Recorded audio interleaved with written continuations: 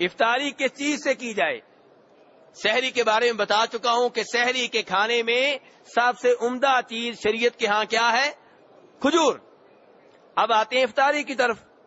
تو میرے بھائیو، افطاری کے ضمن میں جناب انس ابن مالک رضی اللہ عنہ نبی علیہ السلام کی سنت اور آپ کا طریقہ نقل کرتے ہوئے فرماتے ہیں کہ نبی علیہ السلام نماز پڑھنے سے پہلے افطاری کیا کرتے تھے اور رطب کھجوروں سے کیا کرتے تھے۔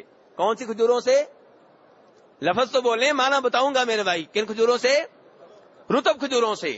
یہ لفظ آپ کو زبانی یاد کروانا چاہتا ہوں کیونکہ آج کل آپ یہاں پہ ہیں، مسجد نبوی میں ہیں۔ تو رطب کھجوریں میرے بھائیوں کہتے ہیں تر و تازہ کھجوروں کو۔ عام طور پہ میرے پاکستانی بھائی، انڈین بھائی جو کھجوریں اپنے ملک میں لے کر جاتے ہیں یہاں سے، وہ خشک کھجوریں ہوتی ہیں۔ اور رمضان میں اللہ کے فضل و کرم سے مسجد نبوی میں آپ کو اس سنت کے اوپر بھی عمل کرنے کا موقع ملتا ہے کہ یہاں پہ آپ کو تر و تازہ کھجوریں ملتی ہیں۔ ابھی جو دسترخوان لگے ہوں گے اکثر کے اوپر رطب کھجوریں ہوں گی، تر و تازہ، خشک کھجوریں نہیں ہوں گی، بلکہ وہ کھجوریں ہوں گی جو وہ فریج سے نکال کے لائیں گے اور تر و تازہ آپ کو محسوس ہوں گی۔ تو نبی علیہ السلام ترجیح کس کو دیتے تھے افطاری میں؟ سب سے پہلے رطب کھجوروں کو، اور اگر وہ نہ ملتی پھر آپ افطاری کرتے خشک کھجوروں سے، اور خشک کھجوریں نہ ملتی تو پھر آپ افطاری میں پانی کے چند گھونٹ پی لیتے۔ تو میرے بھائیو یہ ترتیب ہے افطاری میں۔ تو نبی علیہ السلام کی اس سنت کے اوپر بھی عمل کرنے کی ہر ممکن کوشش کرنی چاہیے۔ میرے بھائیو، روزے کے آداب میں سے پانچواں ادب کہ جب آپ روزہ افطار کریں گے کون سی دعا پڑھیں گے؟ ہاں جی میرے بھائیو، کون سی دعا پڑھنی چاہیے؟ کوئی پڑھے بھائی؟ جی جی، ابھی کا آمنتو۔ میرے بھائیو، میں تھوڑا سا پیچھے جاؤں گا، افطاری سے پہلے سحری کی طرف آتے ہیں۔ سحری میں کون سی دعا پڑھنی ہے؟ نیت کیسے کرنی ہے؟ بھائی بتا رہے ہیں وَبِصَوْمِ غَدٍ نَوَيْتُ مِنْ شَهْرِ رمضان۔ اس کا ترجمہ کیا ہے؟ اس کا ترجمہ یہ ہے کہ میں رمضان کے کل کے روزے کی نیت کرتا ہوں۔ میں نے رمضان کے کل کے روزے کی نیت کی۔ میرے بھائیو، روزہ آپ آج رکھ رہے ہیں اور یہ کہہ رہے ہیں میں نے کل کے روزے کی نیت کی، یہ کیا ہوا؟ روزہ آج کا رکھنے لگے ہیں اور نیت کل کے روزے کی کر رہے ہیں، یہ کیا چکر ہے؟ میرے بھائیو، جب دعائیں ہم اپنے گھر میں بنائیں گے، میڈ ان پاکستان ہوں گی، میڈ ان انڈیا ہوں گی، میڈ ان مدینہ نہیں ہوں گی، تو ان میں ایسے چکر چل جاتا ہے۔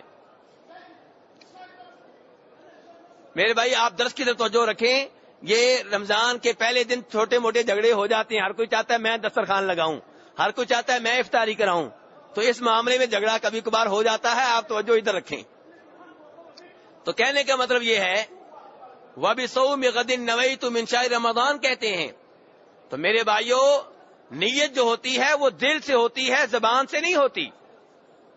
یہ زبان سے نیت کے الفاظ گھڑے گئے ہیں، اپنی طرف سے بنائے گئے ہیں، یہ نبی علیہ السلام نے نہیں بتائے، آپ کے 1 لاکھ سے زائد صحابہ کرام میں سے کسی صحابی نے نہیں بتائے، 4 اماموں میں سے کسی امام نے نہیں بتائے، شیخ عبدالقادر جیلانی رحمہ اللہ نے نہیں بتائے، یہ اپنی طرف سے بنائے گئے ہیں۔ اس لیے بناتے ہوئے غلطی بھی ہو گئی ہے۔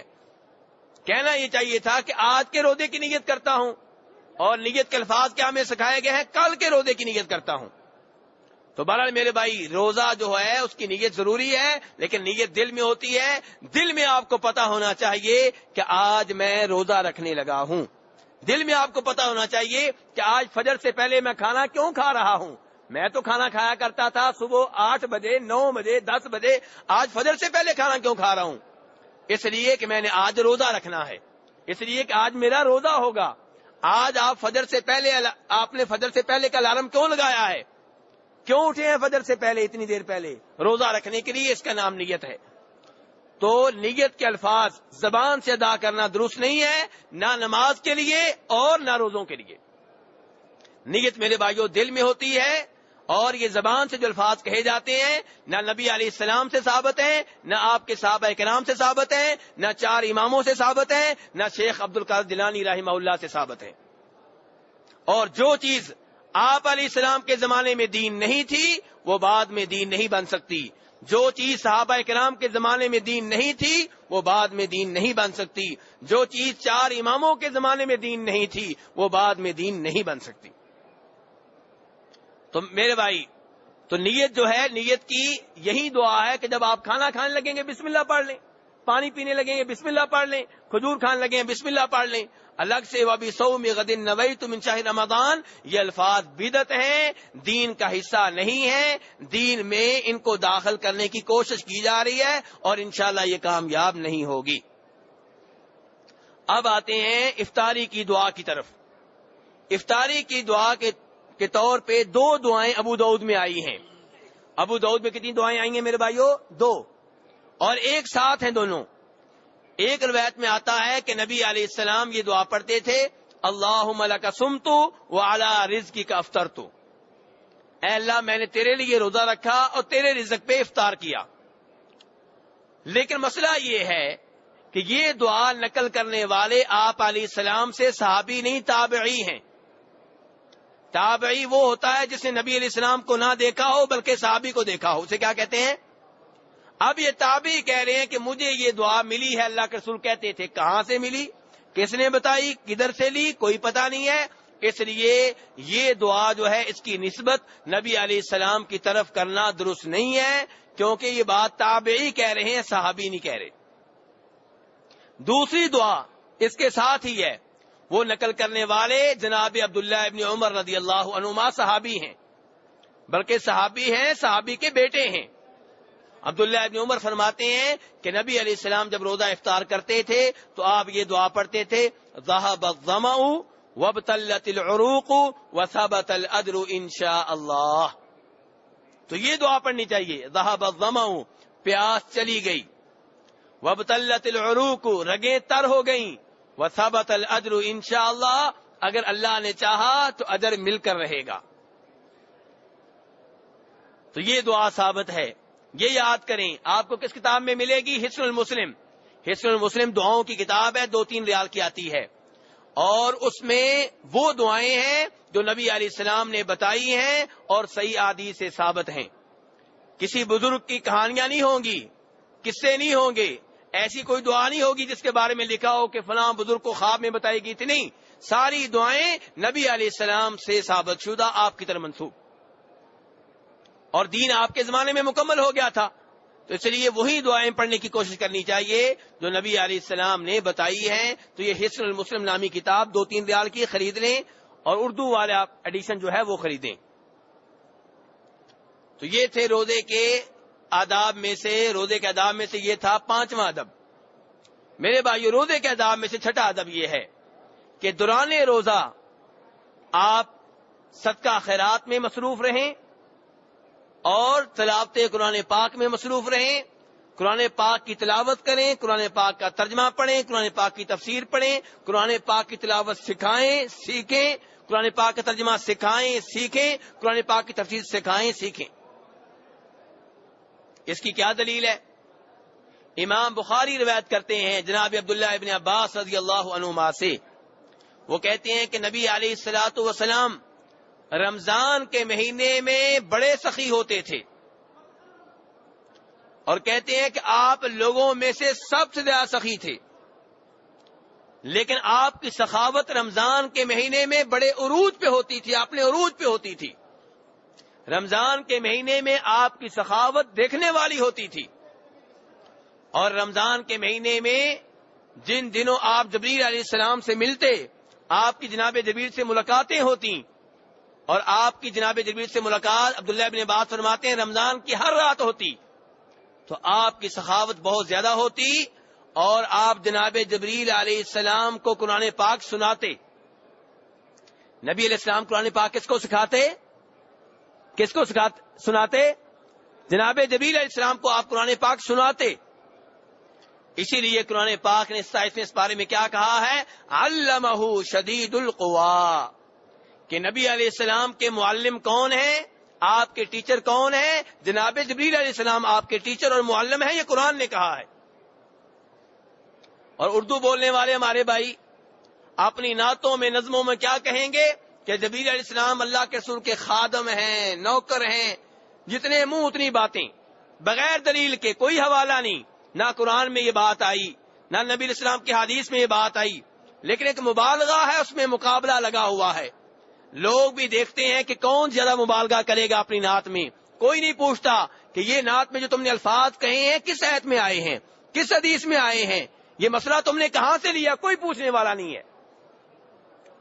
تو میرے بھائیوں، میں یہ نہیں کہہ رہا کہ جناب جبریل علیہ السلام اللہ کے رسول علیہ السلام سے افضل ہیں، لیکن میں یہ کہہ رہا ہوں کہ یہ نہ کہا جائے کہ وہ آپ کے خادم تھے، آپ کے نوکر تھے، کیونکہ قرآن پاک نے کہا ہے وہ آپ کے معلم تھے۔ اور بخاری شریف کی حدیث بھی بتا رہی ہے کہ جبریل علیہ السلام رمضان میں آتے اور نبی علیہ السلام رمضان کی ہر رات انہیں قرآن پاک سناتے۔ اور اس حدیث کے آخر میں عبداللہ بن عباس پھر فرماتے ہیں کہ جن دنوں جبریل علیہ السلام آیا کرتے تھے، نبی علیہ السلام کی سخاوت بہت زیادہ ہوا کرتی تھی، تیز ہوا سے زیادہ تیزی کے ساتھ آپ اللہ کی راہ میں خرچ کرتے تھے، تیز ہوا سے زیادہ تیزی کے ساتھ آپ اللہ کی راہ میں خرچ کیا کرتے تھے۔ تو اس لیے میرے بھائیوں، مسلمان کا دن، مسلمان کی رات رمضان میں کس چیز میں گزرے؟ صدقہ خیرات میں، تلاوت میں، کبھی اس یتیم کی مدد کر رہے ہیں، کبھی کسی بیوہ کی مدد کر رہے ہیں، کبھی مسجد میں حصہ ڈال رہے ہیں، کبھی مدرسے میں حصہ ڈال رہے ہیں، کبھی کسی مریض کی مدد کر رہے ہیں، کبھی پڑوسی کا ساتھ دے رہے ہیں، کبھی رشتے دار سے تعاون کر رہے ہیں، اور کبھی صبح تلاوت کر رہے ہیں، زور کے وقت اٹھے قرآن پاک کا ترجمہ شروع کر دیا، عصر کے بعد تفسیر شروع کر دی، مغرب کے بعد ٹائم ملا دین کے بارے میں، قرآن پاک کی تفسیر کے بارے میں کوئی کیسٹ سن لی، یعنی کہ پورا رمضان وقف کر رکھا ہے اللہ کی راہ میں صدقہ خیرات کرنے کے لیے اور قرآن پاک کی تلاوت، ترجمہ و تفسیر کے لیے۔ یہ روزے کے آداب میں سے ایک ادب ہے میرے بھائیوں۔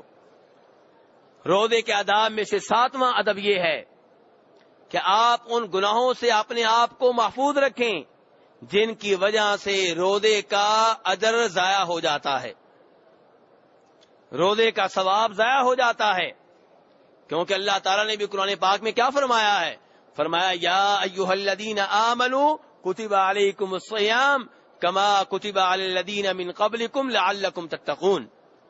اے ایمان والو، تم پہ روزے فرض کیے گئے ہیں جیسا کہ ان لوگوں پہ فرض کیے گئے تھے تم سے پہلے تھے۔ کیوں فرض کیے گئے؟ اللہ کہتے ہیں لعلکم تتقون، تاکہ تم پرہیزگار بن جاؤ، تاکہ تم متقی بن جاؤ، تاکہ تمہیں گناہوں سے دور رہنے کی عادت پڑ جائے، تاکہ تمہیں ان کاموں سے دور رہنے کی عادت پڑ جائے جن کاموں کی وجہ سے جہنم کی آگ میں جانے کا خطرہ ہے۔ اور نبی علیہ السلام فرماتے ہیں من لم یدع قول الزور والعمل به فلیس للہ حاجۃ فی ان یدع طعامہ وشرابہ، کہ جو رمضان کے مہینے میں جھوٹ سے دور نہیں رہتا، جھوٹی گواہی سے دور نہیں رہتا، روزہ رکھنے کے باوجود جھوٹ بولتا ہے، جھوٹے کام کرتا ہے، جھوٹی گواہیاں دیتا ہے، اللہ تعالیٰ کو اس کے بھوکے پیاسے رہنے کی کوئی ضرورت نہیں ہے۔ اگر ہم فجر سے لے کے مغرب تک بھوکے رہتے ہیں اللہ کو کیا ملے گا؟ اگر مغرب سے فجر تک ہم بھوکے رہتے ہیں اللہ کو کیا ملے گا؟ کچھ نہیں ملے گا۔